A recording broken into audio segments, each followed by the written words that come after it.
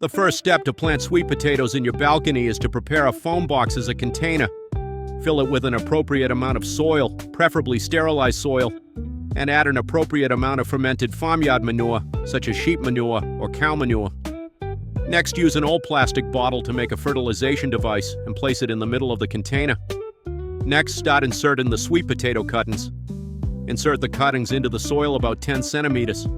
Ensure that the cuttings are stable and gently compact the soil so that the cuttings are tightly combined with the soil. After a month, the sweet potato cuttings begin to grow new shoots. In order to save space, a simple shelf can be built on the container so that the sweet potato vines can grow on the shelf later. As time goes by, the sweet potato vines gradually grow. During this period, it is necessary to keep the soil moist, water it in time according to the weather and soil conditions, and weed regularly to keep the soil loose and free of weeds. Top dressing is carried out according to the soil conditions, and light fertilizer is mainly used in the early stage to promote growth.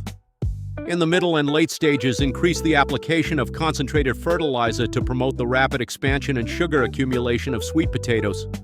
After 4 months, the sweet potato vines begin to slowly turn yellow, which means that the sweet potatoes can be harvested.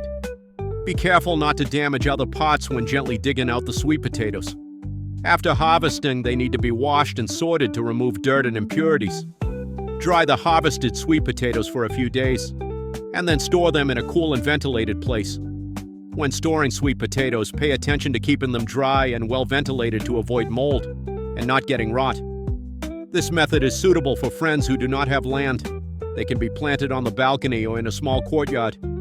Please try it out and share us your experience.